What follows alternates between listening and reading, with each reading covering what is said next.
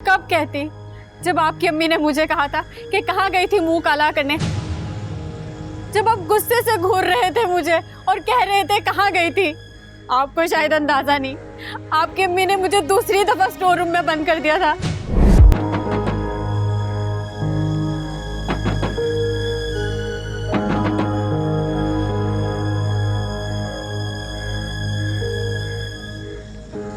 अगर एक बार गेट फलांग सकता हूं तो दूसरी बार क्यों नहीं।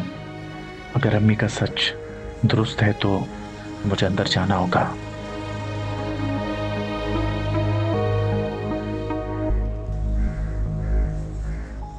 इतनी बड़ी खुशखबरी मुझे बताना तो था ना। अगर तुम्हें पहले बता देते तो नानी बनने की खुशी में तुम हदीका की और टेंशन करती। मैंने ही मना किया था इसको कि अपनी माँ को मत बताना। अरे मुझे बताना तो था ना। अम्मी वो सब छोड़ें, आप ये बताएं आपकी तबीयत कैसी है। अरे वो तो डॉक्टर की दवाई खा के ठीक हो गई थी और तुम्हें देखकर तो मैं हशाश बशाश हो गई हूँ। अम्मी जो आपने वॉइस नोट छोड़ा था उसमें तो आप कह रही थी। अरे वो तो सलमान भाई ने कहा था कि तुम्हारी सास ने यहाँ पे ड्रामा रचाया हुआ है, तो मैं भी एक मैसेज कर दूं कि जैसे मैं यहाँ मरने वाली हूँ। लेकिन मामू जान, मेरी सास तो सच में गिरी थी और उनके सर से खून निकल रहा था, मैंने खुद देखा था। तुम बड़ी मासूम हो बेटी, और तुम्हारा शौहर फरहान मासूम होने के साथ साथ बेवकूफ भी है। न उसे अपनी माँ की शरपसंदी समझ आती है और न तुम्हें अपनी सास की तरह सियासत आती है। आपके कहने का मतलब है कि मेरी सास ने जानबूझकर। मुझे 100% यकीन है कि तुम्हें यहाँ आने से रोकने के लिए तुम्हारी सास ने और अपना सर फोड़ लिया। फरहान आप कितना जहर उगलते हैं आप लोग मेरी माँ के लिए। बड़े अफसोस की बात है। फरहान बेटा मेरी बात तो सुनो। आप तो चुप ही रहिए। सब सुन लिया मैंने वहां खड़े होकर। आपके दिल में जो नफरत है ना मेरी मां के लिए, सब सुन लिया मैंने। लेकिन मैं आपको कुछ नहीं कहूंगा। पता है क्यों? क्योंकि आप बुजुर्ग हैं, मेरे बड़े हैं। मैं आपकी इज्जत करता हूं और ये मेरी अम्मी की तरबियत है मुझ में।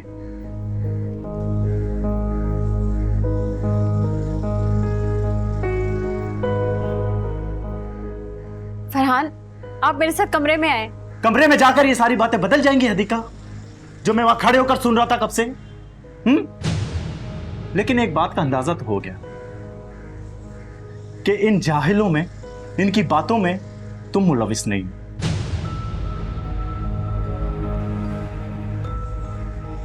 अपना सामान पैक करो और मेरे साथ चलो। मैं बाहर इंतजार कर रहा हूं तुम्हारा। तुम लोग यहाँ ठहरो, मैं फरहान से बात करके आता हूं। फरहान, फरहान, फरहान, मुझे माफ कर दो बेटा।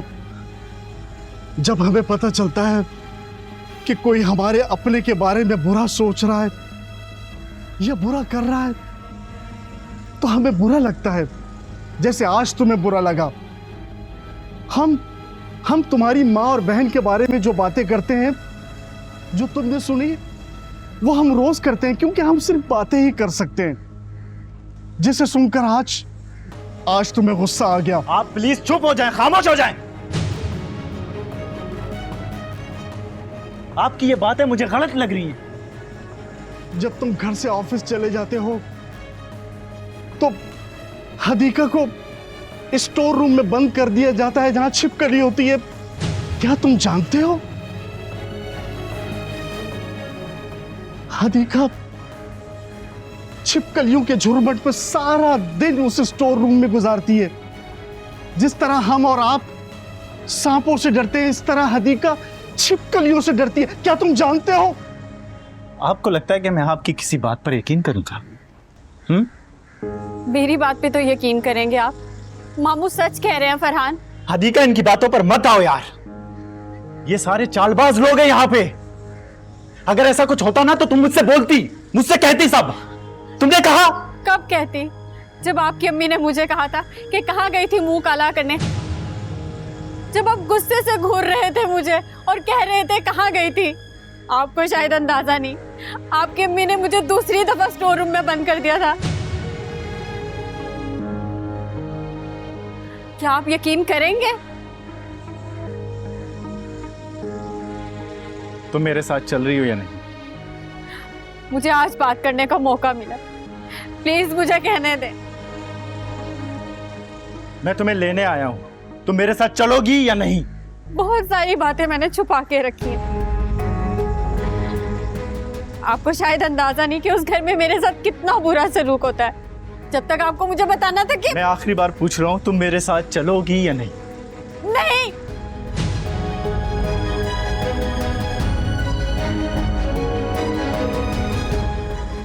जब मैं एक बेटी थी, मुझे अंदाजा नहीं था कि मेरी माँ पे क्या गुजरती होगी।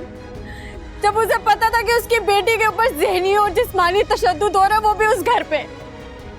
लेकिन आज मैं एक माँ हूँ और माँ बन के ये एहसास हो रहा है कि मैं अपने ऊपर तो जुल्म बर्दाश्त कर सकती हूँ, लेकिन अपने बच्चे पे जुल्म बर्दाश्त नहीं कर सकती।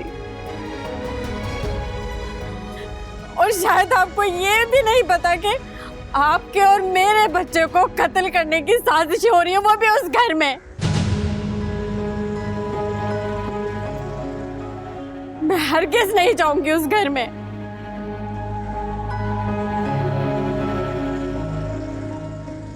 ठीक है, यहीं रहो तुम।